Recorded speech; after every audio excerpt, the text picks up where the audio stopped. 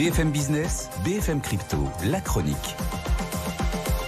Et on retrouve Antoine Larigauderie en direct d'Euronext. Pas beaucoup de mouvements sur les cryptos depuis vendredi. Finalement, il n'y a que l'Ether qui tire son épingle du jeu. Oui, on continue à progresser autour des 2050 $ à peu près. On gagne 1% sur 5 jours. En revanche, c'est vrai que du côté des autres cryptos, c'est morne pleine. Bitcoin stable, l'XRP en très légère baisse et le Solana qui bouge pas non plus quasiment. On reprend un petit peu de souffle. On spécule moins ces derniers jours. La tendance est un petit peu plus calme. Et puis peut-être un futur nouveau coup de canif sur les cryptos. La Commission européenne qui réfléchit à l'idée de surveiller davantage les clés froides, les cold crypto.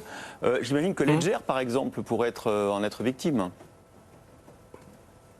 Exactement, cette nouvelle proposition de directive propose un meilleur contrôle des flux crypto et une lutte accrue contre le blanchiment, le financement du terrorisme.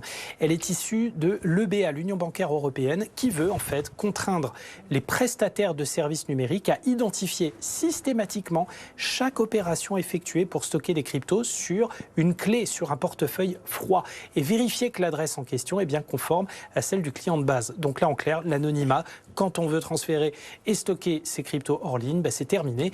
Tout sera strictement identifié. Dans le même ordre d'idée, les nouvelles propositions de l'Union prévoient aussi que les prestataires seront contraints aussi d'utiliser des protocoles crypto parfaitement transparents et interopérables afin de faciliter le traçage des flux.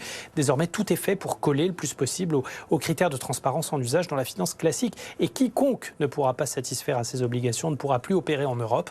L'Union se laisse un délai de 3 mois de réflexion pour mûrir sa décision, mais il est clair que les taux se resserrent de plus en plus en matière réglementaire et risque bien de ne laisser sur le marché que les grandes plateformes agréées ou les grosses institutions financières au vu de la somme de critères à respecter qui vont de plus en plus vers la fin de l'anonymat et effectivement un impact peut-être à prévoir sur les fabricants de clés crypto froides.